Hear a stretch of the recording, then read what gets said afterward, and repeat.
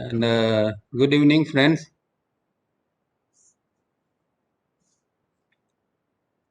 Last Sunday तो मिल नहीं पाए थे। फिर से हम हमारे सेंटर्स में हमारी बॉडी ब्रेन सिस्टम के अंदर क्या गड़बड़ी है उसका थोड़ा आकलन के लिए फिर से मिले हैं। और लास्ट टाइम हमने देखा था कि ये सेंटर्स के अंदर जो गड़बड़ी होती है, इम्बैलेंस है, नॉन इक्विलिब्रियम, मतलब कि बैलेंस नहीं है, तो वो किस तरह उसको रिस्टोर किया जाता है। अभी हम थोड़ी उल्टी यात्रा कर रहे हैं। पहले हमने 18वां चैप्टर लिया था, रिस्टोरेशन ऑफ द सेंटर। अभी 17वां सेंटर्स ले रहे हैं, नॉन इक्विलिब्रियम ऑफ सेंटर्स। तो पहले थोड़ा मैं ऊपर की चीज बता देता हूँ, फिर धीरे धीरे नीचे आते हैं, ताकि बाद में पूरा पिक्चर आपकी समझ में आ जाए। तो ये सारा खेल जो है, इसको तावरिया जी इंटेंसिटी कहते हैं, और इसको इंटेंसिटी चार्ट में डाला हुआ है। जो हमारी प्राचीन परंपरा के अंदर जो चीज थी सत्व रजस तमस के रूप में, वही चीज को तावरिया जी ने जरा मॉडर्न रूप के देके उसको जो प्रस्तुत किया है वो है इंटेंसिटी चार्ट। और इंटेंसिटी चार्ट समझना बहुत कठिन है, क्योंकि किस तरह इंटेंसिटी बनती है, प्लस माइनस कैसे बन होता है, रिजल्टेंट इंटेंसिटी क्या होती है, फिर आगे जाके उसके यूनिट कैसे बनते हैं, अंडरस्टैंडिंग का यूनिट, विजडम का यूनिट, ये बहुत कॉम्प्लिकेटेड है। और बहुत लंबे समय तक उसको इसके पीछे पड़े रहना पड़ता है ताकि कुछ समझ में आता है। मैं करीब करीब 25 साल से इसका अभ्यास कर रहा हूँ, फिर भी मैं ऐसा नहीं कह सकता कि मैंने उसको संपूर्ण जान लिया है। वो इतनी गहरी चीज है, पर फिर भी हमारे अंदर का पिक्चर जो है उसको क्लियर समझने के लिए वो ये इंटेंसिटी चार्ट का सहारा लेना पड़ता है। क्योंकि हम जानते हैं कि भाई सत्व रजस तमस तो है, हम ऊपर ऊपर से ये भी जानते हैं कि भाई अभी हम सत्व में है या रजस तमस में है, पर सत्व जो है वो उसकी कोई माप जो है वो अभी तक किसी ने बताया नहीं था कि भाई सत्व का कितना जत्था आपके पास है, कितना नाप है, या रजस तमस का कितना नाप है। तो ये तावरिया जी ने पहली बार इंटेंसिटी चार्ट के अंदर ये किया कि भाई आपको एक विचार इस तरह का आता है तो आपकी इतनी इंटेंसिटी बन गई। और वो इंटेंसिटी प्लस और माइनस भी हो सकती है, मतलब वो अच्छा विचार, पॉजिटिव विचार है तो उसकी प्लस इंटेंसिटी बनती है, उसका अगर वो नेगेटिव विचार है तो उसकी माइनस इंटेंसिटी बनती है। और उसके अंदर भी वो मीडियम भी होती है, तीव्र भी होती है, इस तरह की अलग अलग उसकी फ्रिक्वेंसी होती है। तो ये सब जानना समझना बहुत जरूरी है ताकि हम समझ सकें। क्योंकि आफ्टर ऑल ये चीज क्या है, ये चीज एक शक्ति का शक्ति की चीज है, मतलब आप कितनी शक्ति पाते हैं और कितनी शक्ति गंवाते हैं। जब आप इंटेंसिटी बनाते हैं, प्लस इंटेंसिटी बनाते हैं, तो आपने कुछ शक्ति आपने प्राप्त कर ली, इकट्ठा कर ली। और जब आप माइनस में जब आपकी इंटेंसिटी बनती है तो आप शक्ति का आपका इतना व्यय हुआ। तो ये हमारे लिए जानना बहुत जरूरी है कि भाई हमारी शक्ति का प्लस हो रहा है या माइनस हो रहा है, और इसके ऊपर आपकी आगे की साधना का पूरा मदार रहता है। अगर जो प्लस इंटेंसिटी बनती रहती है तो वो आपकी आगे की साधना के लिए उपयोगी है। माइनस इंटेंसिटी बनती रहेगी तो आप साधना नहीं कर पाओगे। तो ये एक नापदंड तावरिया जी ने दिया हुआ है, और उसको हमें समझना पड़ेगा, चाहे कितना भी कठिन हो, धीरे धीरे करके पूरा उसको समझना जरूरी है। अब इंटेंसिटी शब्द आया कहाँ से, इंटेंसिटी का मतलब क्या है, तो आगे भी मैंने एक बार बताया था, फिर से हम समझ लेते हैं कि हमारे जो पांचों इंद्रिय से जो अंदर इम्पल्सिस आते हैं, वो इम्पल्सिस ऊपर जाके हमारे ब्रेन के अंदर जाते हैं, और ब्रेन के अंदर जो मेमोरी पड़ी हुई है वहां से कोई उसके अनुरूप आइडेंटिकल मेमोरी ले लेती है। जैसा इम्पल्स ऐसी मेमोरी। जैसे कि गाय का इम्पल्स अंदर आया तो गाय की जो मेमोरी पड़ी है वही गाय की मेमोरी ही खुलेगी। तो वो फिर दोनों, क्योंकि ये जो है अभी कोडेड फॉर्म में है, वो दोनों आगे जाते हैं। यहाँ जो ब्रेन है, यहाँ का पार्ट जो जिसको हम कॉन्शियस ब्रेन कहते हैं या रजिस्ट्रेशन एरिया कहते हैं, यहाँ चार केंद्र पड़े हुए हैं IESM, मतलब कि intellectual, emotional, sex and movement. अब मैंने आगे भी बताया था कि हम ये शब्दों का प्रयोग करेंगे, फिर भी जब समझना होता है तब हम ऐसा समझे कि सत्व रजस तमस ये है। इंटेलेक्चुअल माने सत्व, इमोशन माने रजस एंड सेक्स माने तमस। तो ये जो अंदर इम्पल्स आया आइडेंटिकल मेमोरी के साथ इकट्ठा होके जब यहाँ रजिस्ट्रेशन एरिया में आता है तो वहाँ एक उसका एक डिकोड होने की प्रोसेस होती है। तो एक क्लैश होता है, एक जिस तरह का एक ऐसे जैसे एक चीज दूसरे से क्या कहते हैं उसको, ऐसे होती है। गुजराती में तो આપણે એને અથડામણ કહીએ, क्लैश जिसको ये कहते हैं। तो इस तरह होता है, उस दरमियान वहाँ कंपन क्रिएट होते हैं और वो जो कंपन होता है वही हमारी इंटेंसिटी है। तो इंटेंसिटी किस तरह बनती है कि ये जब डिकोड होने की प्रोसेस कोई भी एक केंद्र के ऊपर या दो तीन केंद्र के ऊपर बनती है, उस दौरान जो एक वाइब्रेशंस वहाँ क्रिएट होते हैं, वहाँ जो कंपन बनता है उस कंपन को ही इंटेंसिटी कहती है। अब वो कंपन जो है वो कितनी मात्रा में बनता है, कितनी फ्रीक्वेंसी के ऊपर बनता है, उसी तरह वो इंटेंसिटी की मात्रा गिनी जाएगी। मतलब वो हायर है या लोअर है, उसका आधार वो किस तरह डिकोड होता है उसके ऊपर आता है। और जिस तरह मैंने अभी बताया, इस तरह अगर वो अच्छे विचार के लिए जो इंटेलेक्चुअल सेंटर से अगर वो डिकोड होता है तो वहाँ प्लस इंटेंसिटी बनती है। और इमोशनल सेक्स सेंटर के अंदर भी अच्छे विचार के रूप में वो डिकोड होता है तो वहाँ भी प्लस इंटेंसिटी बन सकती है, या तीनों केंद्रों के अंदर माइनस इंटेंसिटी भी बन सकती है। तो ये इस तरह इंटेंसिटी बनती है। जिस तरह जैसे कि हम मंदिर में जाते हैं और जो बेल होता है, बेल को बजाते हैं, तो एक जो साउंड क्रिएट होता है वो साउंड वास्तव में वाइब्रेशंस होता है। अब आप एकदम धीरे से भी वो उसको अगर बेल बजाओगे एकदम धीरे से, फिर भी कुछ प्रकार का तो साउंड या कुछ वाइब्रेशन तो क्रिएट होंगे। इसी तरह हर समय हमारे अंदर जो इम्पल्सिस आते रहते हैं वो बड़ी मात्रा में या छोटी मात्रा में ये इस प्रकार का कंपन या वाइब्रेशन क्रिएट करते हैं। और इसी तरह हमारे अंदर सतत कांस्टेंट इंटेंसिटी बनती रहती है। और वो इंटेंसिटी मैंने बताया इस तरह तीव्र भी होती है या मृदु भी होती है, वो प्लस भी होती है, माइनस भी होती है। तो ये बात जो है वो इंटेंसिटी की। अब दूसरा शब्द भी आगे आएगा, हम देखेंगे रिजल्टेंट इंटेंसिटी। तो रिजल्टेंट इंटेंसिटी क्या है? तो रिजल्टेंट इंटेंसिटी माने कि कोई एक निश्चित केंद्र के अंदर कुछ शक्तियां जब इकट्ठी होती है, जब इतने मानो कि इतने इम्पल्सिस आ गए और इतने समय के बाद वो कुछ शक्ति इकट्ठी हुई, वो जो शक्ति इकट्ठी होती है वो उस सेंटर की के अंदर का एक कहते हैं एक अमाउंट है। मान लो कि इंटेलेक्चुअल सेंटर है, इसके अंदर कुछ समय के अंदर 1 लाख यूनिट इंटेंसिटी बनी, इसको यूनिट कहते हैं। मतलब कि जब कंपन होता है और जो छोटा से छोटा या बड़ा से बड़ा, एकदम छोटा होता है तो वो एक एक यूनिट होता है, और जितनी तीव्रता होती है तो वो ज़्यादा यूनिट होते हैं।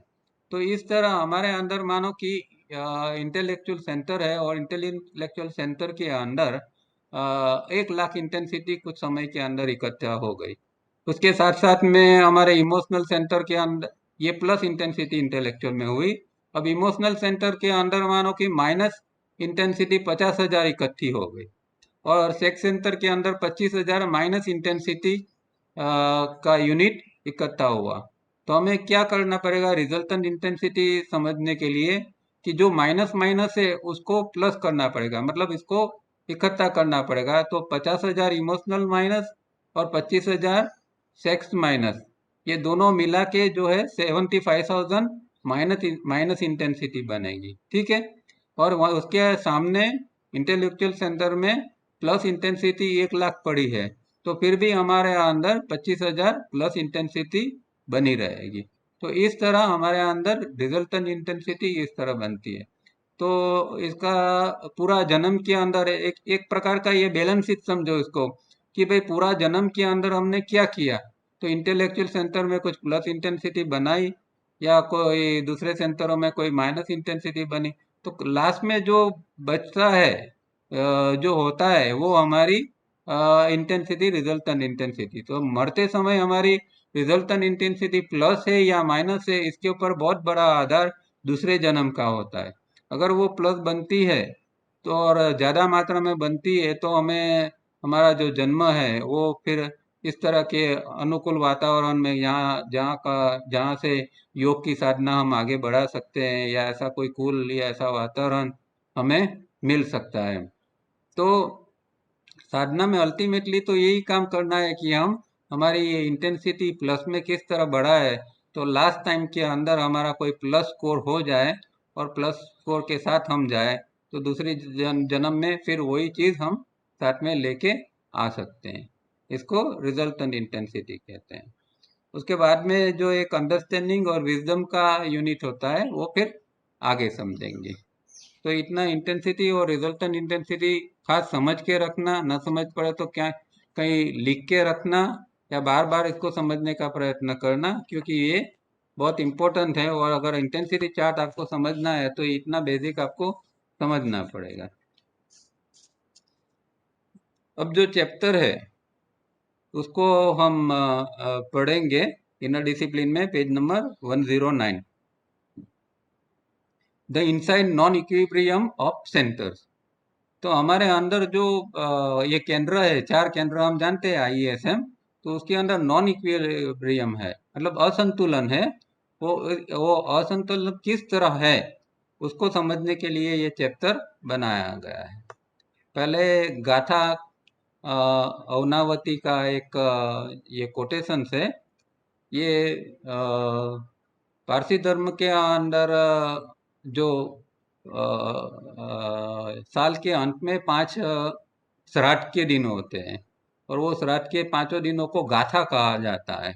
तो वो गाथा के अंदर जो चीज़ें होती है, उसमें से एक पैराग्राफ यहाँ तावरिया जी ने लिया हुआ है। हेंस ओ मज्जा, through my own internal light, with purest, unbiased mind, I compare alternatively these two menus, who are both promoters of righteousness and both of great strength, notwithstanding in contest. I have ascertained the services of them both, the spirits of both of whom work together in association. तो यहाँ hence ओ मजदा, मजदा मतलब कि परमात्मा, परम तत्व, अहुर मजदा उसको कहते हैं, मतलब खुदा या भगवान। उसको याद करके कहते हैं कि through my own internal light, तो मेरी जो अपना खुद का अंदर का जो प्रकाश है, उसको विथ प्योरेस्ट अनबायस्ड माइंड, तो प्योर, शुद्ध और अनबायस, कि जिसके अंदर कोई पूर्वाग्रह नहीं है, इस तरह का मन से I compare alternatively this to menus. तो 2 प्रकार की जो शक्तियाँ भगवान ने बनाई है, वो 2 प्रकार की शक्तियाँ का मैं यहाँ उसका आकलन करता हूँ, या उसको समझने देखता हूँ, कि who are both promoters of righteousness and both of great strength.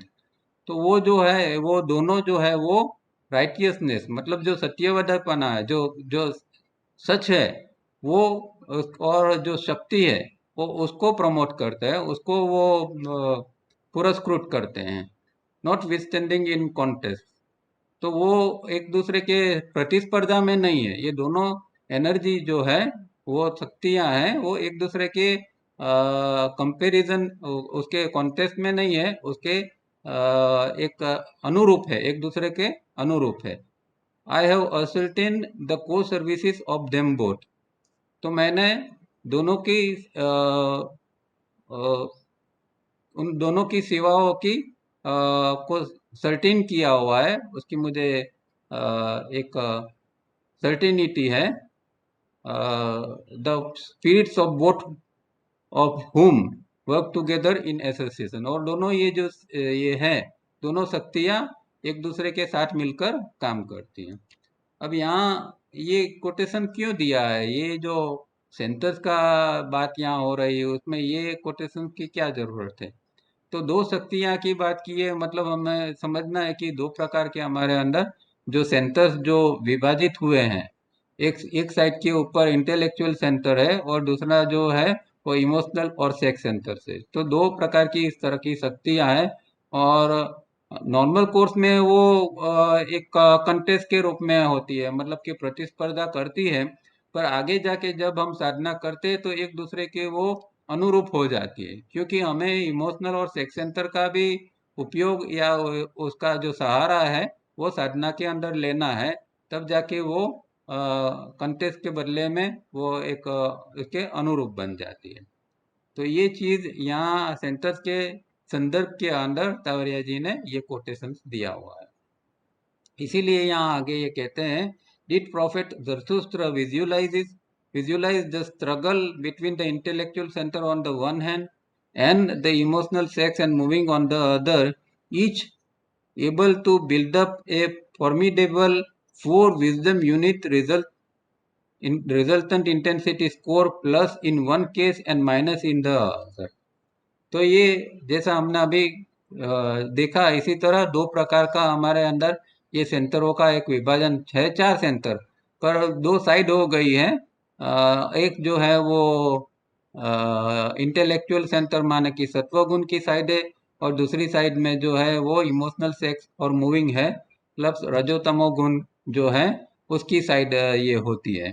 और उसमें से जो बिल्डअप होता है वो विजडम का यूनिट होता है। इधर वो प्लस में हो सकता है या माइनस में हो सकता है। तो नॉर्मल कोर्स में इस इंटेलेक्चुअल सेंटर के अंदर हमें समझना है कि ये प्लस के अंदर है, और इमोशनल सेक्स सेंटर के अंदर ये माइनस में है रिजल्टेंट इंटेंसिटी के रूप में। और रिजल्टेंट इंटेंसिटी अभी हमने समझा है। अब विजडम का सेंटर किस तरह बनता है? तो पहले विजडम का सेंटर बनने से पहले अंडरस्टैंडिंग का सेंटर, सॉरी, अंडरस्टैंडिंग का यूनिट, जो विजडम का यूनिट बनने से पहले अंडरस्टैंडिंग का यूनिट बनता है। अब अंडरस्टैंडिंग का जो एक यूनिट बनता है, इसके लिए कितनी इंटेंसिटी चाहिए? 1,50,00,000 इंटेंसिटी जब हमारे अंदर इकट्ठा होती है प्लस और माइनस, तब वो एक अंडरस्टैंडिंग का यूनिट बनता है। याद रखना ये चीज, जब 1,50,00,000 इंटेंसिटी रिजल्टेंट इंटेंसिटी हमारे अंदर बनती है, जैसे मैंने बताया ना प्लस माइनस, तो ऐसे प्लस माइनस करते करके 1,50,00,000 इंटेंसिटी प्लस या माइनस के रूप में हमारे अंदर इकट्ठा होती है, तब जाके वो अंडरस्टैंडिंग का एक यूनिट बनता है। और जब इस तरह के अंडरस्टैंडिंग के 1,000 यूनिट इकट्ठे होते हैं, तब जाके विजडम का एक यूनिट बनता है। मतलब विजडम का यूनिट के लिए बहुत सारी ये हमें एनर्जी इकट्ठी करनी पड़ती है। तो 1,50,00,000 इंटू 1,000, इतना जो फिगर आएगा, वो फिगर जो है वो एक विजडम का यूनिट का है। और इस तरह हमारे विजडम के यूनिट, यहाँ चार विजडम की बात की है कि चार विजडम का यूनिट की। तो बहुत सारी एनर्जी हमें इस तरह जब क्रिएट होती है, तब जाके ये विजडम का यूनिट या अंडरस्टैंडिंग का यूनिट बनता है। तो कहने का मतलब ये है कि ये एक स्ट्रगल हमारे अंदर चलता रहता है। एक साइड पर इंटेलेक्चुअल सेंटर का इंटेंसिटी बनाता है, दूसरी साइड पर ये इमोशन और सेक्स सेंटर भी इंटेंसिटी बनाता है। और कभी ये प्लस में बनाते हैं, कभी माइनस में बनाते हैं, और वो जाके फाइनली रिजल्टेंट इंटेंसिटी का रूप लेता है। Let us see the working of this four centres, the correct and incorrect manner. तो दो रूप में ये काम करते हैं, करेक्ट मैनर में भी काम करते हैं और इनकरेक्ट मैनर में भी काम करते हैं। करेक्ट मैनर में जब काम करते हैं तब प्लस इंटेंसिटी बनती है, इनकरेक्ट मैनर में जब काम करते हैं तो माइनस इंटेंसिटी बनती है। Context: a person decides to wake up at 4 a.m. the next day to start enthusiastically a new pious life. Before going to bed, the intellectual center takes a decision and send a command to the moving center to make sure that the alarm is set for 4 a.m. also. तो अभी यहाँ एक दृष्टांत के रूप में ये सारी दोनों जो दोनों प्रकार के जो सेंटर्स है, मतलब ये एक और इंटेलेक्चुअल और दूसरी और इमोशनल सेक्स, तो वो किस तरह एक दूसरे को ओवर पावर कर जाते हैं या गेम खेल जाते हैं, या एक का जो कमान है, एक सेंटर का जो डिसीजन है उसको किस तरह उल्टा देते हैं। ये गेम जो है ये यहाँ एक इंसिडेंट के रूप में उन्होंने यहाँ बताई है। तो जैसे कि कोई व्यक्ति कुछ अच्छा पढ़ता है या सुनता है और डिसाइड करता है कि भाई कल से मैं ये प्रैक्टिस चालू कर दूंगा। तो इसी तरह कोई व्यक्ति ने ऐसा डिसाइड किया कि कल से 4 बजे मैं उठ के सुबह में ये प्रैक्टिस कर दूंगा, और उसने मूविंग सेंटर को ऑर्डर दे दिया कि भाई अलार्म रख दो 4 बजे का, और 4 बजे उठ के हम ये प्रैक्टिस करेंगे। ठीक है। तो यहाँ इतनी बात हो गई। अब आगे क्या होता है यहाँ थोड़ा तवरिया जी रोमांटिक वर्णन करते हैं कि जब उठना होता है तो एक चीज के बदले दूसरी चीज कैसे हो जाती है, और हमें हमारे सेंटर्स ही किस तरह गुमराह करते हैं, उसकी यहाँ फिर बात बताते हैं। In the morning next day at 4 AM the alarm goes off. अब 4 तो बज गया, और जैसे 4 बज गया तो अलार्म को बंद कर दिया गया। क्योंकि क्या था कि जो इंटेलेक्चुअल सेंटर ने जो डिसाइड किया था, वो इंटेलेक्चुअल सेंटर वहाँ था ही नहीं, कोई दूसरा होगा। तो उसने ये अलार्म को ऑफ कर दिया कि हाँ उठते बाद में, जरा थोड़ी देर रुकते हैं, जरा आराम करके उठते हैं, इस तरह। As the emotional and sex centers were not consulted, they decide to oppose. अब क्योंकि रात को ये इंटेलेक्चुअल सेंटर ने खुद ब खुद निर्णय कर लिया कि भाई मुझे कल सुबह में उठ के ये करना है, पर उसने इमोशनल और सेक्स सेंटर को कंसर्न नहीं किया। तो उन लोगों को भी बताना था कि भाई कल से हम इस तरह की चीज करेंगे, इस तरह की साधना करेंगे, और इसमें आप लोगों का भी सहकार चाहिए। तो ये जो होना चाहिए वो उसने किया नहीं, खाली मूविंग सेंटर को बोल दिया कि भाई अलार्म सेट कर दे, तो हमारे हाथों ने अलार्म सेट कर दिया और रख दिया। The sex centre takes the field. अब क्या हुआ कि ये दोनों ने सोचा कि भाई ये इंटेलेक्चुअल सेंटर ने हमें तो बताया नहीं है, तो अब हम देखते हैं उसका निर्णय किस तरह सच होता है, हम भी देख लेते हैं। तो जैसे ही 4 बजा, जब अलार्म बजा, ऑफ हो गया। अब सेक्स सेंटर एक्टिव हो गया, और उसके अंदर एक सेक्स की इच्छा जागृत हो गई। The person is married person. As he is getting up he bends over to kiss his wife. अब यहाँ इसका जो पूरा किस तरह सेक्स सेंटर एक कब्जा ले लेता है उसका ये बताते हैं। और from this moment the sex gathers more and more momentum. और इस तरह जब एक सेक्स की एक थोड़ी सी इच्छा अंदर उत्पन्न हुई, उसके बाद में सेक्स की डिजायर अंदर बढ़ने लगी। It is 4:30 a.m. and both husband and wife are entangled in a passionate embrace. It is 5 a.m. and they both are tired and satisfied, and in this momentary bliss embrace, embrace each other and decide to again wake up a little later. It is 7 a.m. as usual, and the man staggers out of his bed with much regret and with a lot of mental and internal talking, and the subject is the night's episode.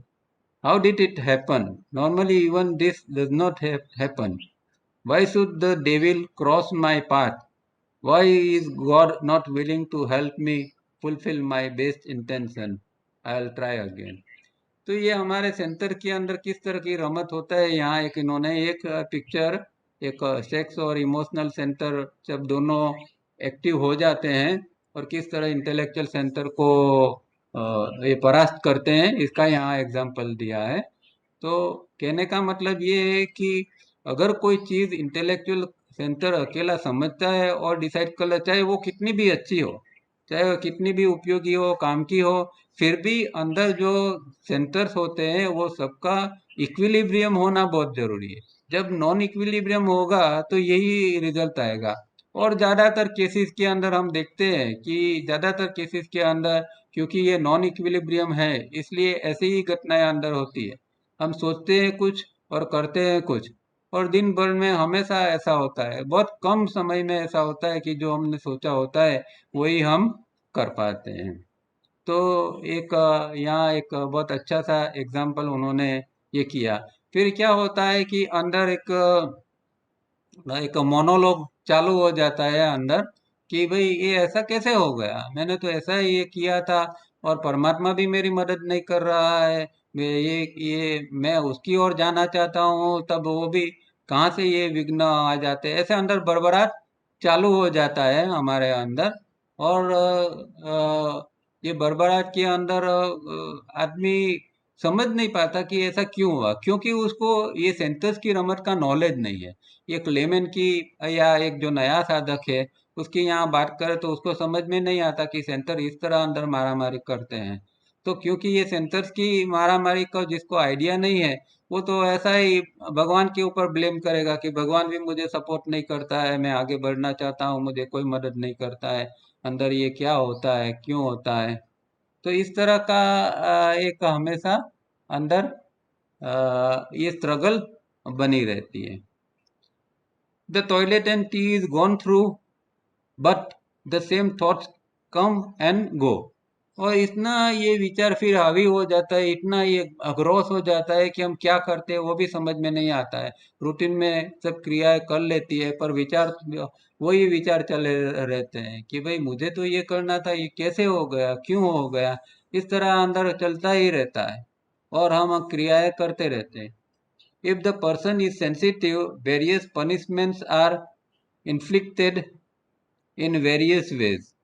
अगर वो व्यक्ति थोड़ा sensitive है, अंदर से संवेदनशील है, तो वो उसके लिए कुछ सजा भुगतने की भी एक तैयारी करेगा, उसके लिए सोचेगा कि नहीं ऐसा क्यों हुआ है, मुझे थोड़ा वो अपने आप को पनिशमेंट के लिए कुछ मैं आज ये करूँगा, नहीं करूँगा, आज मैं खाना नहीं खाऊंगा, इस तरह का कोई पनिशमेंट के लिए भी अपने आप को पनिशमेंट देने के लिए सोचेगा।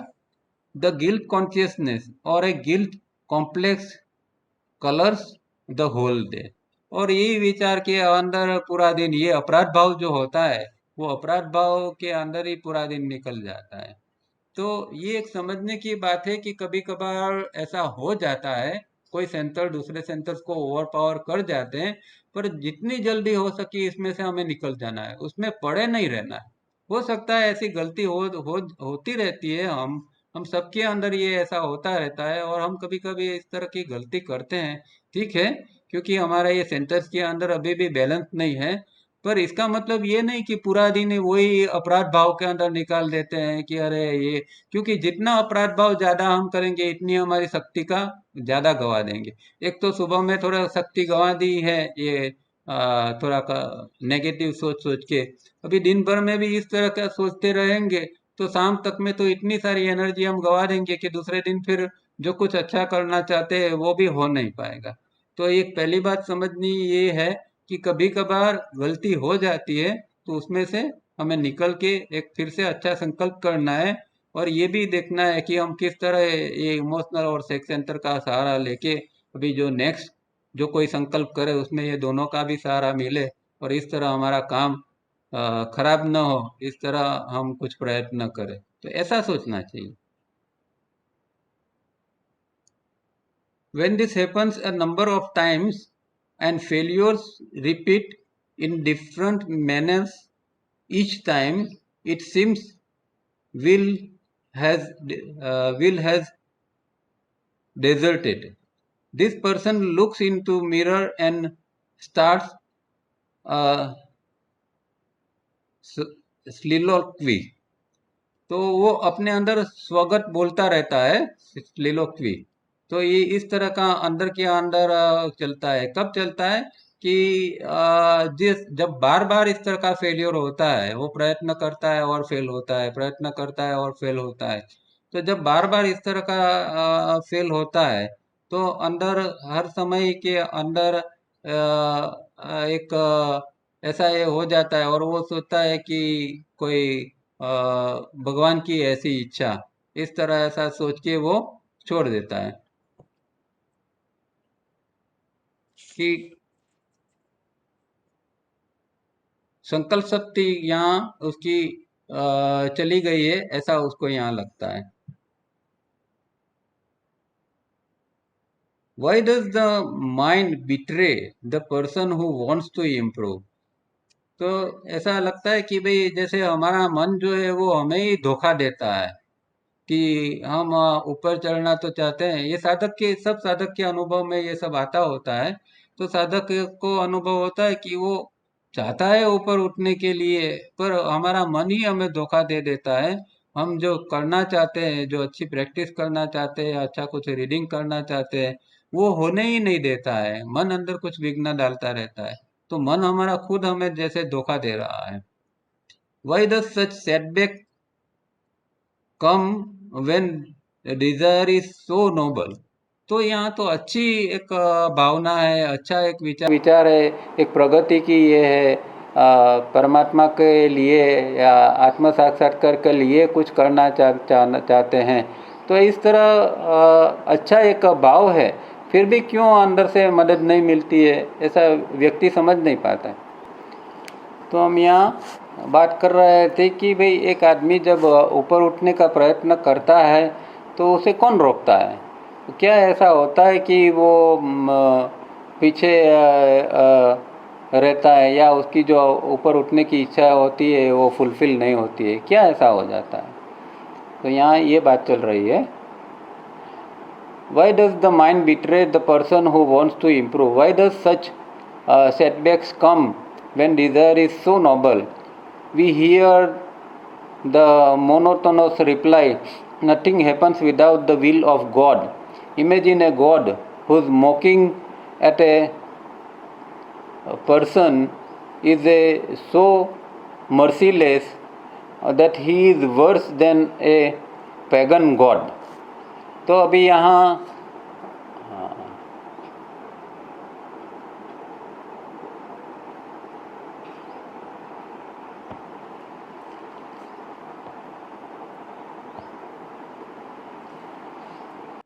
तो यहाँ जो है वो व्यक्ति जब ऐसा होता है तब उसके अंदर एक मोनोटोनस एक जवाब आ जाता है, भगवान की इच्छा है। हम ये हमारे अंदर भी यही साइकोलॉजी होती है। हम कुछ चाहते हैं, बहुत चाहते हैं, और नहीं होता है तब हम फिर छोड़ देते हैं और कहते हैं भगवान की इच्छा। तो ये शब्द तावरिया जी को मंजूर नहीं है कि भाई ये गलत ढंग से हम ये शब्द का प्रयोग करते हैं। हकीकत के अंदर तो अगर ये शब्द का उपयोग करते हैं तो ये तो ऐसा कोई भगवान है कि जो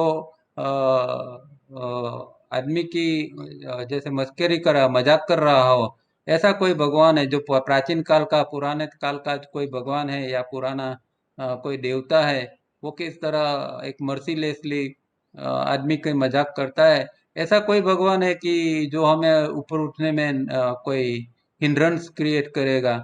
ऐसा तो हो नहीं सकता ना। परमात्मा को क्या पड़ी है कि भाई हम ऊपर उठना चाहते हैं और वो हमारे अंदर विघ्न कोई डाल देगा, हमें ऊपर उठने नहीं देगा, हमारे अंदर एक के बदले में दूसरी इच्छा क्रिएट करेगा।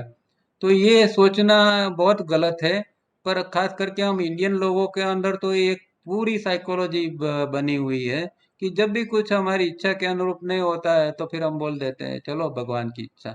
ऐसे बोलते हैं तो हम सोचते नहीं कि भाई हम भगवान को ये तो ब्लेम कर रहा है कि भगवान ऐसा भगवान है कि जो हमें ऊपर उठने नहीं देना चाहता है। ऐसा कोई भगवान है? ऐसी बात हो जाती है। तो कभी भी हमें प्रयत्न करते रहना चाहिए, पर ऐसा नहीं कहने का कि भगवान की इच्छा, क्योंकि इसका मतलब कुछ अलग हो जाता है। In our age, in this 20th century, we still hug at ideas that would fit perhaps in the ice age. जो हिमयुग के समय के अंदर जो विचार थे, वो विचार अभी भी हमने पकड़ के रखे हैं। ये 21st सेंचुरी के अंदर भी हमने वही विचार पकड़ के रखे हैं। इसमें ऐसी बन ऐसा होता है तो भगवान की इच्छा, ऐसा होता है तो इसकी इच्छा। हमारी जैसे कोई इच्छा ही नहीं है, हमारा कोई संकल्प ही नहीं है।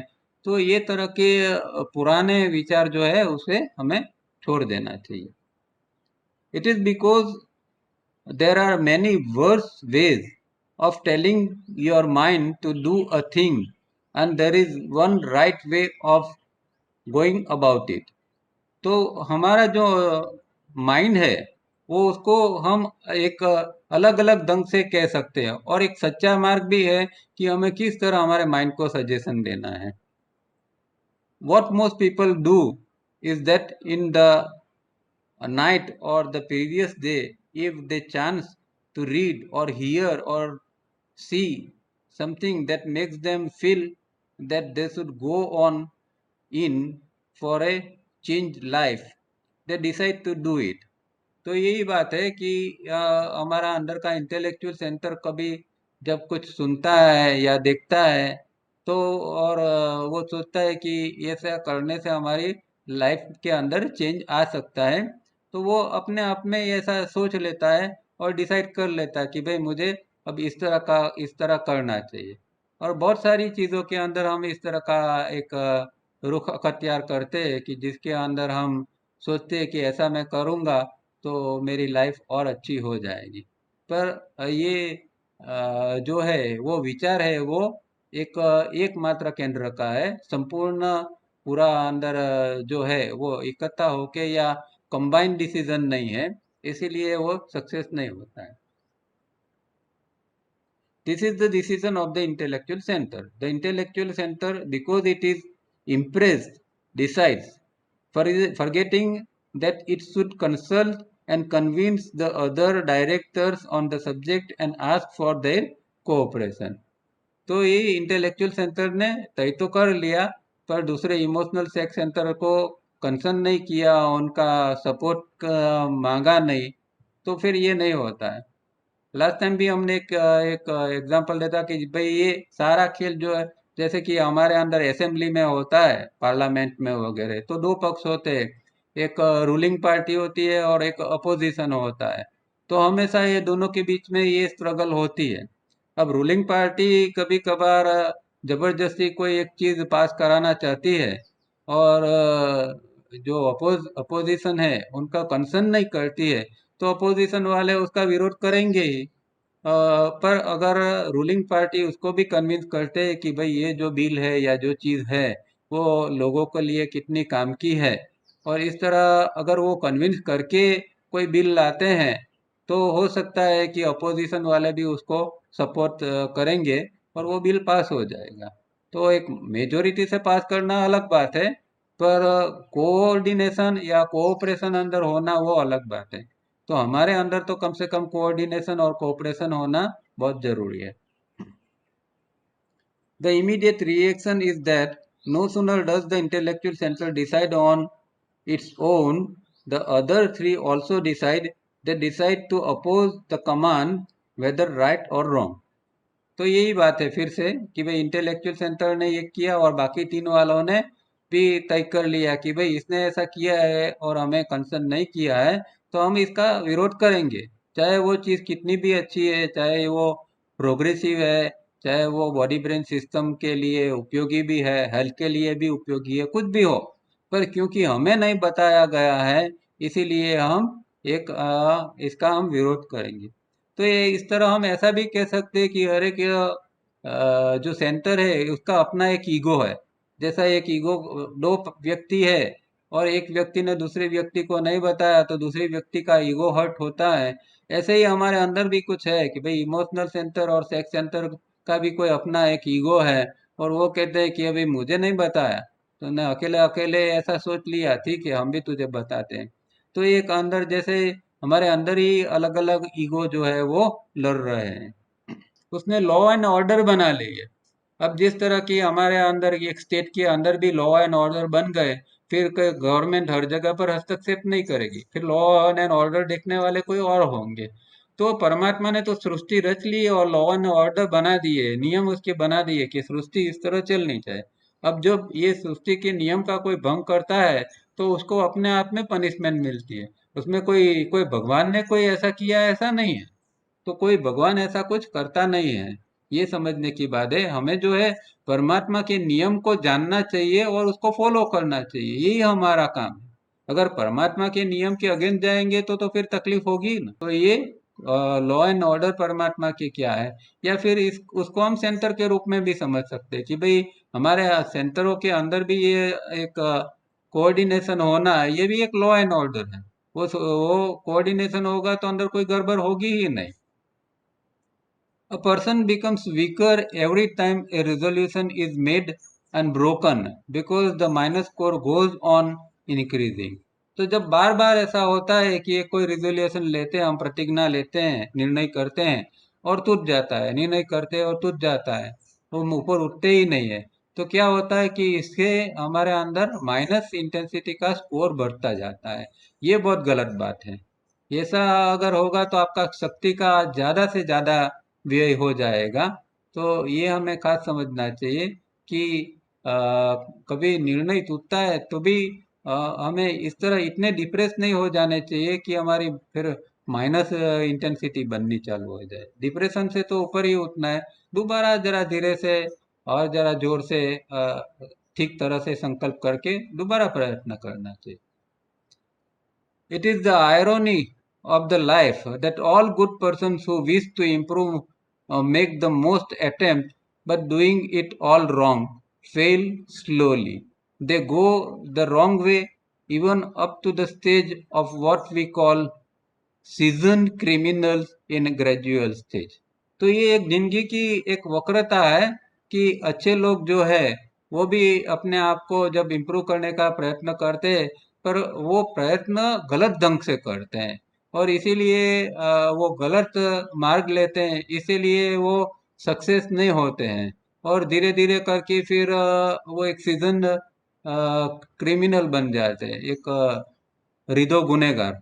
तो एक सीजन क्रिमिनल जैसे धीरे धीरे करके बन जाता है, क्योंकि अब इंटेलेक्चुअल सेंटर के अंदर कोई दम ही नहीं रहा। इंटेलेक्चुअल सेंटर के अंदर कोई संकल्प ही नहीं रहा। अभी इमोशनल और सेक्स सेंटर का ही राज चलने लगा। तो ये दोनों सेंटर तो एक अंदर नेगेटिव साइड पर ही ज्यादातर काम करते हैं। कभी कभार ही उसके अंदर कोई अच्छे विचार या कोई प्लस इंटेंसिटी बनती है। तो इस तरह आदमी धीरे धीरे धीरे करके क्रिमिनल बन जाता है। या कोई क्रिमिनल नहीं बनता है तो एकदम ढीला ढाला लाइफ में, जैसे कि एक लड़खड़ाता हुआ जीता हो ना, इस तरह उसको कोई उत्साह नहीं है, बस जिस तरह जो चल रहा है वो चलने देता है। एक डिप्रेस स्टेट के अंदर आदमी जीता है। ज्यादातर लोग आजकल इस तरह जीते हैं, एक डिप्रेस स्टेट के अंदर जीते हैं। और उसकी क्योंकि उसकी जो विल है अंदर से वो अब खत्म हो रही है, वो कोई अच्छी चीज कर नहीं पाता है। तो जो रूटीन जीवन जीता रहे और जैसे एक लड़खड़ाता आदमी किस तरह चलता है, इस तरह वो भी जीवन समाप्त कर देता है।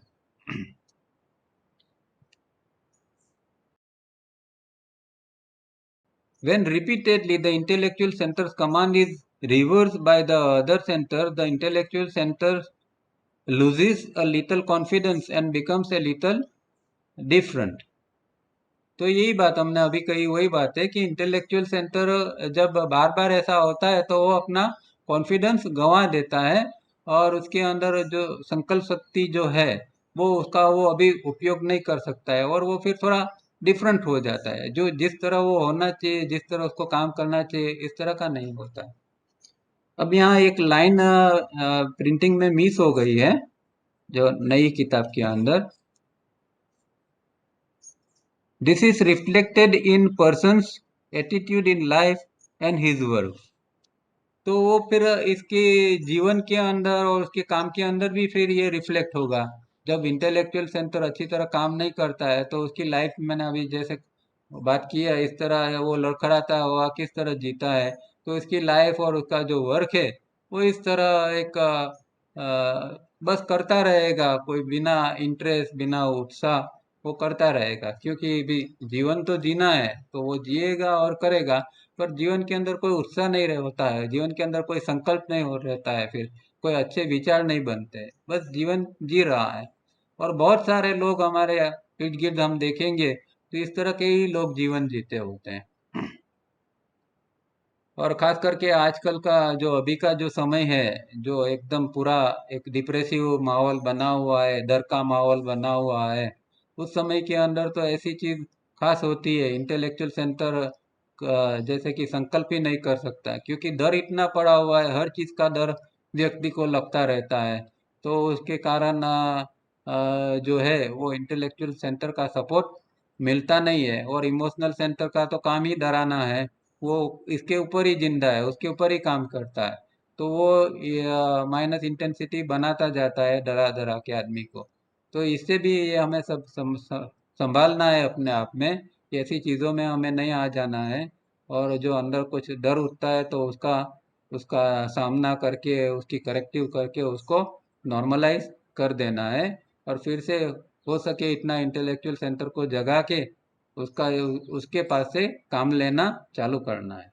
Thus the behavior becomes slowly disappointing to others who observe, although it is really a person who has tried and perhaps continues to try to be good or to do something good. अब देखने वाली बात यह है कि जब ऐसा होता है, एक व्यक्ति प्रयत्न करता है और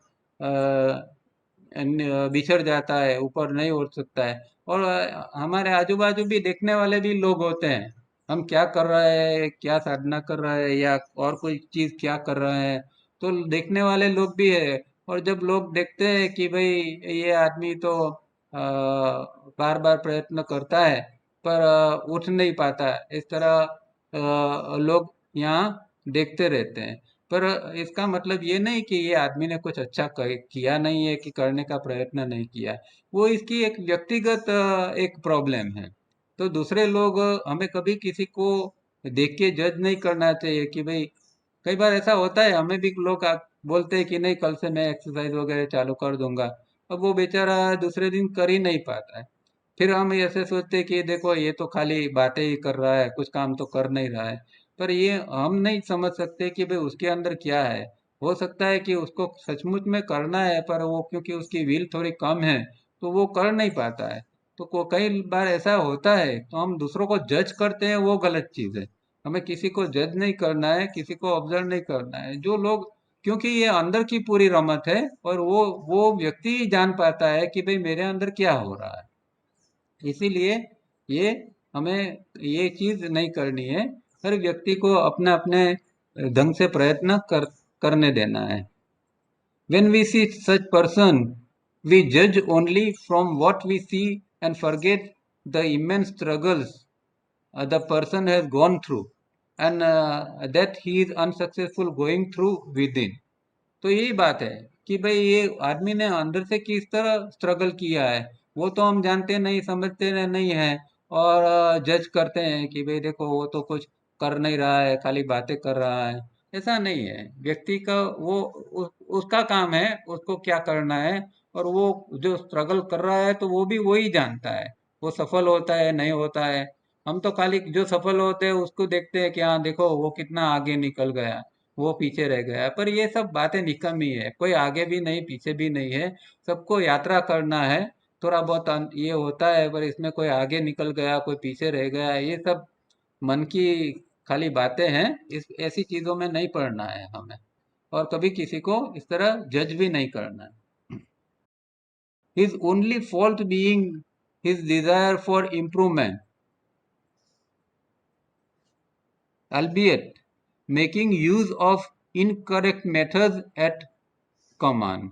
तो उसकी उसका एक फॉल्ट, इसकी खामी तो यही है कि उसका उसको इम्प्रूवमेंट तो करना है, पर वो इनकरेक्ट मेथड अपना कर वो करने का प्रयत्न करता है। ये यही इसकी एक खामी है।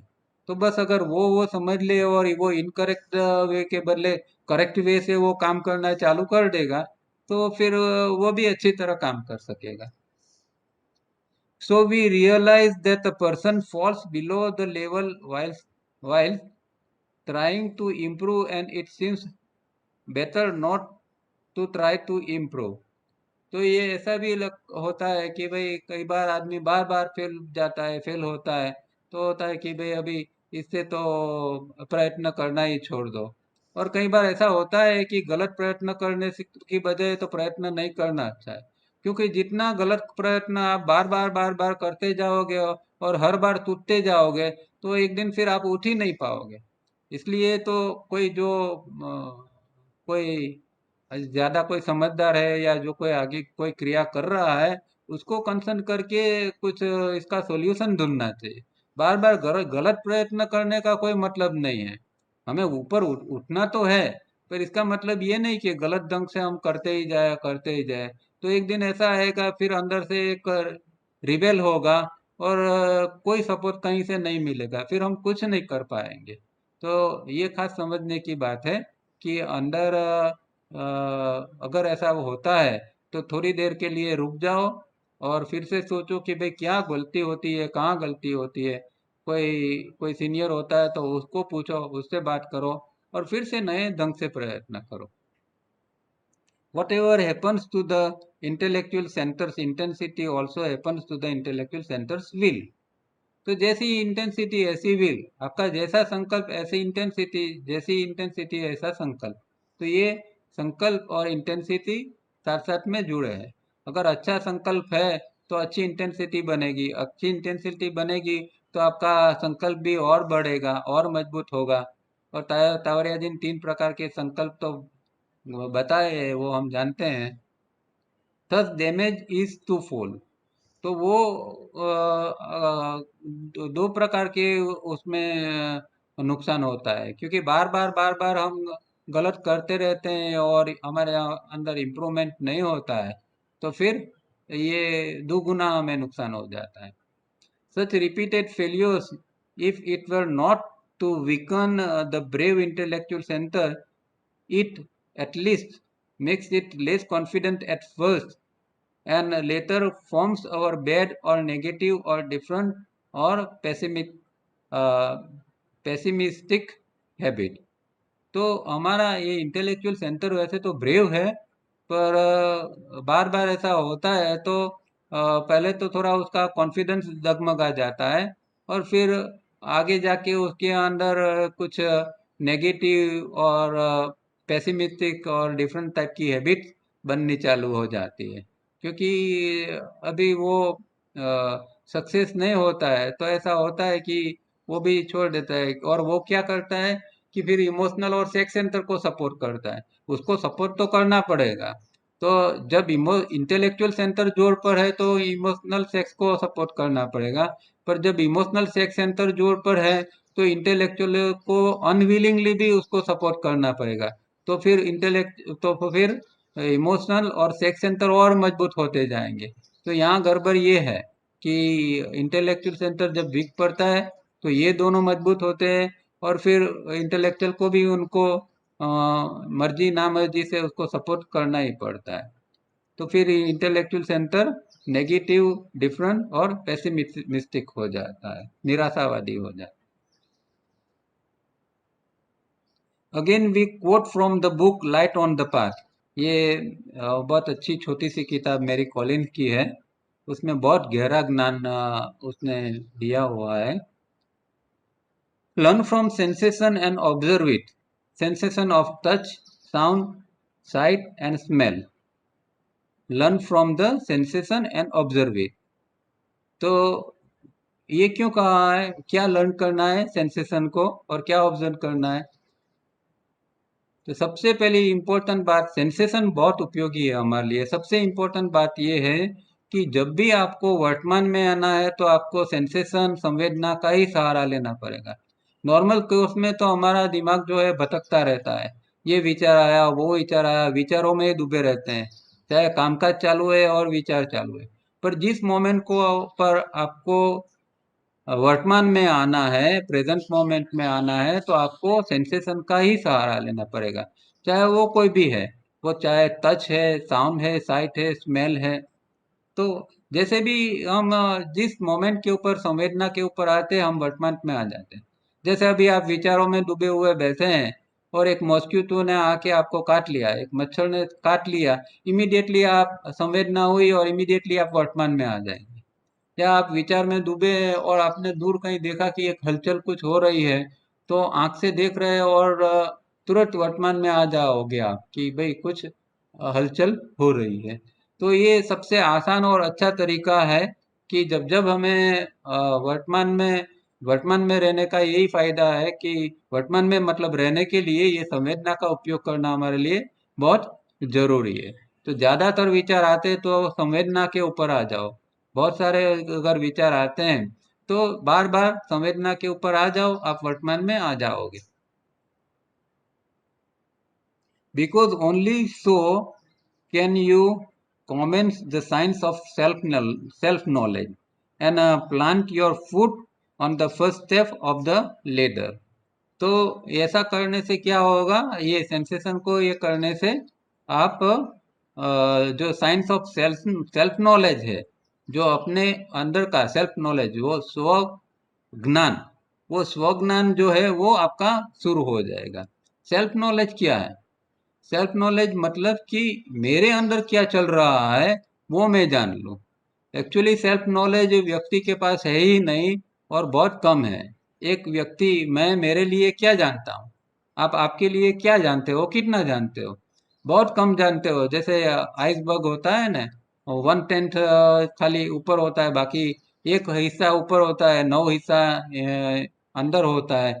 तो हम तो हमारे बारे में जो जानते हैं वो बहुत ऊपर ऊपर का, कुछ अच्छी चीज, कुछ बुरी चीज जो है, या हमारी कुछ विशिष्टता है, ऐसा छोटा मोटा। फिर हमारा जो अपीयरेंस क्या है, ये है वो है, ऐसा छोटा मोटा हम हमारे बारे में जानते हैं। हमारे मतलब सेल्फ नॉलेज जैसा कुछ है नहीं। यहाँ सेल्फ का मतलब कोई आत्मा नहीं, आत्मज्ञान की बात नहीं है, पर जो कुछ हमारा माइंड के अंदर है उसकी बात सेल्फ नॉलेज के अंदर है। तो कृष्णमूर्ति कहा करते थे कि भाई आपकी आपका जीवन है वो एक किताब जैसा है, और आपका जैसे आप किताब के हर पन्ने पढ़ते हैं, इस तरह आपके जीवन के हर पन्ने को पढ़ना चाहिए। मतलब एवरी टाइम आपको आपके अंदर देखते रहना चाहिए कि भाई मेरे अंदर क्या पड़ा है। तो इस तरह ही आप आपका सेल्फ नॉलेज बढ़ा सकते हैं। फिर से, सेल्फ नॉलेज का मतलब आत्मज्ञान नहीं है। सेल्फ नॉलेज का मतलब हमारे बारे में जानना, यही सेल्फ का यहाँ अर्थ करना है। तो ये सेल्फ नॉलेज हमें संवेदना के द्वारा, हम जब वर्तमान में आते हैं और फिर वर्तमान में से हम हमारे सबकॉन्शियस के अंदर जाने का प्रयत्न करते हैं, तो ऑब्जर्वेशन से हमें पता चलता है कि ओ, ये चीज भी मेरे अंदर है, ये चीज भी मेरे अंदर है, ये तो मैंने कभी जाना भी नहीं था। मैं तो मेरे हमको बहुत अच्छा आदमी समझता था, पर देखो कितना द्वेष है मेरे अंदर, कितना जेलसी मेरे अंदर पड़ी है, कितना पोजीशन मेरे अंदर पड़ा है। तो जैसे जैसे जैसे अंदर देखते जाएंगे तो पता चलेगा, ओ ये भी है, ये भी है। पर ये देख के घबराने का नहीं है, और न कोई एक नेगेटिव एटीट्यूड बनाना है कि यार ऐसा कूड़ा कचरा मैंने इकट्ठा किया है। जो है सो है, खाली हम जान ले, वही सेल्फ नॉलेज है। Self knowledge and plant your foot on the first step of the ladder. तो अध्यात्म का जो सीढ़ी है उसके ऊपर आपका पहला स्टेप्स आपका आ जाएगा, अगर आप सेल्फ नॉलेज इस तरफ आते हैं तो। Further it reads, seek it by testing all experiences by utilising the senses in order to understand the meaning of growth of individuality. तो व्यक्ति का जो ग्रोथ ऑफ इंडिविजुअलिटी, व्यक्ति का जो विकास है, उसका विकास के लिए वो इसका विकास को समझने के लिए उसको जो सब अनुभव को उसको टेस्ट करना चाहिए, सब अनुभवों में से उसको पसार होना चाहिए, और उसकी जो सब सेंसेस है उसको भी उसका उपयोग करना चाहिए, करना चाहिए। तो इस तरह करने से वो व्यक्ति का अपना विकास हो सकेगा। And beauty and obscurity of those other divine fragments which are struggling side by side with you and form the race to which you belong। तो हमारे साथ में दूसरे भी जो जीव है, यहाँ डिवाइन फ्रेगमेंट का मतलब जीव, तो दूसरे भी जीव हमारे साथ में जो जो स्ट्रगल कर रहा है साथ साथ में, उसका उसकी जो ब्यूटी है और उसकी जो गुणता है, वो हमें यहाँ दिखाई देगी जब इस तरह हम ऑब्जर्वेशन करेंगे तब। और जो हमारी हम सबकी जो एक जाति है, वो हमारी सब जाति जो है उसका भी हमें ये मतलब कि जो जो जो जीव है, वो जीव जो किस प्रकार का है और जिस तरह से वो स्ट्रगल कर रहा है, वो सब हमारे समझ में इससे आता है। Seek it by the study of the law of laws of being. तो हमारी जो हस्ती है, हम जो जो बीइंग है, उसका उसका लॉस क्या है, वो हमारे ऊपर कौन से लॉस चल रहे हैं, उसको हमें अ, अभ्यास करना है उसका। द लॉज ऑफ नेचर, जो प्रकृति का जो लॉज है, नियम है, उसको इसका अभ्यास हमें करना चाहिए। The laws of the super natural molecular and electronic planes. तो इलेक्ट्रॉनिक और मोलिकुलर प्लेन्स के अंदर जो सुपर नेचुरल चीज पड़ी है, उसके क्या नियम होते हैं, वो भी हमें जानना चाहिए। And seek it bye means of making the profound obeisance of the soul to the dim star that burns within। तो हमारे अंदर एक ये से जो हमारा जो सोल है, आत्मा है, वो एक डिम स्टार होता है ना, एक जैसे कि डिम, एक थोड़ा थोड़ा प्रकाश आता हो, इस तरह का हमारा अंदर का आत्मा का जो प्रकाश है, जो धीमा धीमा प्रकाश आ रहा है, उसको हमें प्रणाम करना है और नमस्कार करना है। और ये हमें उसको ढूंढना है, वो जो हमारे अंदर जो पड़ा है, वो उसको हमें ढूंढना है। Steadily as you watch and worship, its lights will grow stronger। तो जैसे जैसे हम आत्म तत्व के जितनी वर्शिप करेंगे, इसकी पूजा करेंगे, उसकी साधना करेंगे, इतना उतना उसका प्रकाश जो है वो और मजबूत होता जाएगा। Then you may know that you have found the beginning of the way, and when you have found the end, its light will suddenly become the infinite light। तो जब ऐसा होता है आपका, आप जब उसका बिगिनिंग जान लेते हैं, अभी साधना का बिगिनिंग आप जान लिया, क्योंकि आप आत्मा तत्व के टच में आ गए, तो आपने उस साधना का बिगिनिंग जान लिया, और लास्ट में आप उसका एंड भी जान लोगे एक दिन। और जब एक दिन इसका एंड जान लोगे, तो आपके अंदर का जो ये प्रकाश है, वो इन्फिनाइट प्रकाश हो जाएगा। मतलब जो इंडिविजुअल प्रकाश है, वो इन्फिनाइट प्रकाश हो जाएगा। इस तरह लाइट ऑन पार्ट के अंदर ये बहुत सुंदर और गहरे विचार बताए गए हैं। यहाँ हम रुकते हैं, क्योंकि हमारा समय समाप्त होने जा रहा है। तो आगे नेक्स्ट टाइम हम देखेंगे, किसी को कोई प्रश्न है तो पूछ सकते हैं।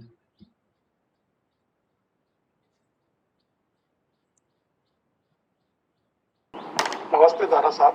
नमस्ते। उमेश बात कर रहा हूँ। आपने बताया कि हम कुछ चीजें भगवान के भरोसे छोड़ देते हैं या बोलते हैं कि ये भगवान की मर्जी थी, ठीक है। हमको अपने आप को इतना डेवलप करना चाहिए, विल पावर इतना बढ़ाना चाहिए कि ये चीज हम बोले नहीं। लेकिन आज के माहौल के अंदर जो हमारे फ्रंटलाइन वर्कर है जी, हाँ जी, जो मतलब निस्वार्थ सेवा देते हैं, हेल्दी है जी, उसका भी कभी कभी ड्यू टू कोरोना डेथ हो जाता है। हाँ, तो उसको हम क्या कहेंगे? तो हम उसको ऐसा कहेंगे कि ये भगवान की मर्जी से मर गया। क्या ऐसा हम कह सकते हैं कि ये भगवान की मर्जी से मर गया? ये तो कोज एंड लॉ, तो हमेशा कोज एंड लॉ तो चलते आते हैं कि नहीं, कुछ कोज होते हैं तो उसका परिणाम भी आता है ना। ये कोज एंड इफेक्ट की असर होती है, उसमें हर चीज़ में भगवान को घिसटने की ज़रूरत नहीं है। वो हमारा एक गलत रवैया, गलत एटीट्यूड बन जाता है। भगवान की वैसे तो समझे कि सब भगवान की मर्जी से ही हो रहा है, ये सृष्टि ही भगवान की मर्जी से हो रहा है। पर प्रॉब्लम क्या है कि हम जब हमारी जिम्मेदारी आती है, तब हम जिम्मेदारी छोड़ के भगवान की मर्जी, ये तो एक प्रकार का एस्केपिज्म हो गया है ना। ये एक एस्केपिज्म है। Right right right. ओके, मैंने इसीलिए जो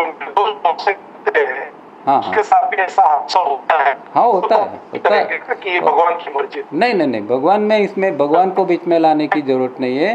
हर एक व्यक्ति का, जिसने जन्म लिया उसका मृत्यु तो निश्चित है। अब कोई किसी कारण से मरता है, कोई किसी कारण से। और ये अच्छा है कि ये लोग का कोई अच्छा कारण है इन लोगों के लिए। इन लोगों की तो बहुत ये है कि भाई इन लोगों ने अच्छा काम करते करते जीवन समाप्त किया है, तो इन लोगों के लिए तो बहुत अच्छी बात है। ठीक है। और किसी को? ધરાભાઈ, હા આજે સવારનો જ એક સોરી हिंदी में बोलो बोलो हाँ आज सुबह एक मेरा फ्रेंड है, उसकी उम्र अप्रोक्सीमेटली 60 इयर्स की है और बहुत टाइम से रिफाइनिंग एक्सरसाइज वगैरह कर रहे हैं। तो हाल ही में उनको कोरोना हुआ। क्या हुआ? कोरोना? कोरोना पॉजिटिव हुआ और चेस्ट पेन हो रहा था और ऑक्सीजन का लेवल जो है वो 81 पे आ गया। तो वो क्रिटिकल केयर यूनिट में थे, तो वो डॉक्टर ने सब तैयारियां कर दी ऑक्सीजन का वो उसको वो लगाने की। तभी उसको ख्याल आया, डॉक्टर को बोले उन्होंने तो मुझे सिर्फ 5 मिनट दो, 5 मिनट दो, 5 मिनट के बाद में आपको जो भी करना है ना वो भी आप करो। तो डॉक्टर ने बोला ठीक है। तो उन्होंने बोला बता कि मेरे पास मोबाइल भी नहीं था उस टाइम पे, तो मैंने अभी ऐसे मन में ही 1 2 3 5 6 पहली 3 रिफाइनिंग किया। Very good. Oxy pulse meter, oxy pulse meter उसकी उंगली में ही था और ईसीजी का वगैरह वो के ऊपर वो पूरा बता रहा था।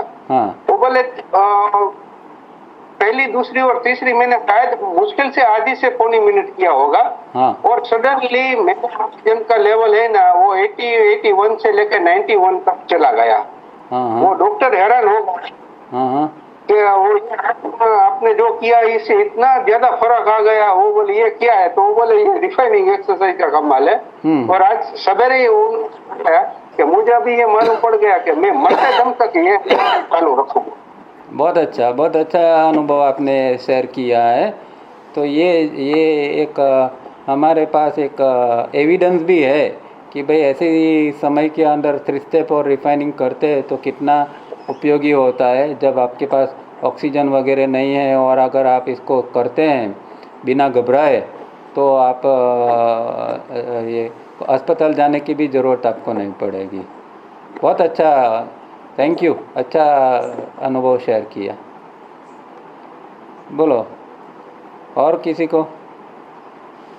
सर मैं ऐड करूंगा कि ये साथ जो भाई साहब ने बताया ना ये बिल्कुल सही है, एब्सोल्युटली करेक्ट है। कि मैं भी हॉस्पिटल में, कोविड नहीं हुआ है पर हॉस्पिटल के कई चक्कर मैंने काटे हैं। अभी कैंसर ट्रीटमेंट करी तो 3HR छोड़ा नहीं और उसकी वजह से ऑक्सीजन लेवल बहुत अच्छा रहे। ये बिल्कुल सही बात है, तो सब लोग प्रमोट करें, यही मेरी इच्छा है। Thank you sir. सही है, थैंक यू सुरेश जी। चलो तो फिर नेक्स्ट टाइम मिलते हैं। कोई प्रश्न है तो लिख के रखना, नेक्स्ट टाइम और चर्चा करेंगे। और अब जो आगे एक हिंट मैं बता दूं नेक्स्ट टाइम जो पढ़ेंगे इसके लिए। अभी आपको पढ़ना नहीं है पर ज़रा सोचना है चिंतन के लिए आगे क्या हमारा रीडिंग में है उसके बारे में मैं बताऊं कि ये जो एग्ज़ाम्पल हमने शुरुआत में देखा कि एक व्यक्ति ने 4 बजे उठने का संकल्प किया है इंटेलेक्चुअल सेंटर ने और फिर वो फेल हो गया। अब यहाँ तो उसको उठ के कोई अच्छा करने का उसका संकल्प था।